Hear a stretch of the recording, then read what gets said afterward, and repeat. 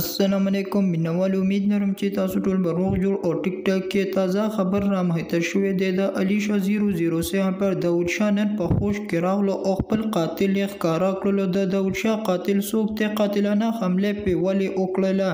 دغه ټول حقیقت داود شاه په خپله باندې بیان کړلو. داود شاه څه ویلي دي؟ راځئ مینوال موږ سره دا ویډیو اخر پورې وګورئ چې د پوره معلومات نه خبر شئ. که څوک په دې چینل کې نوی مهرباني وکړئ سټار کلیک در سره ضرور سبسکرایب کړئ او بره ټلی نشان ووهئ. نورې هر یوه معلوماتي ویډیو به تاسو ته ډیره په اسانتیا سره میلاویږي. عزتمندو، په پېښور کې د علیشه 007 په داود شاه په ډزو وویشتل شو او بیا د حساب له په بېهوشه حالت کې هسپتال ته منتقل کړو.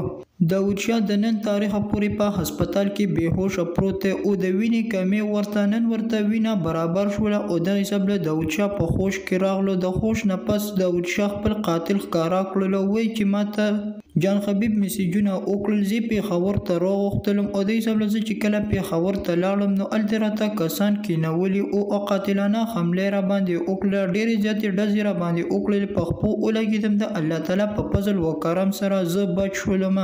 داود شاه وایي چې جان خبیب زه د دې لپاره پېښور ته راوغوښتلم چې زما ملګري ته هلته کې دي او ته ورله مدد وکړه نو هغوی به تا سره یو شپه نیمه وکړي. زه چې کله د جان خبیب ملګرو له لاړم نو ناګهانه را باندې فایرنګ وشولو او زه دغه حساب له وویشتلم. جان خبیب ما باندې په خپله قاتلانه حمله نه ده کړې، کسان یې راته کېنولي او په هغوی باندې وویشتم.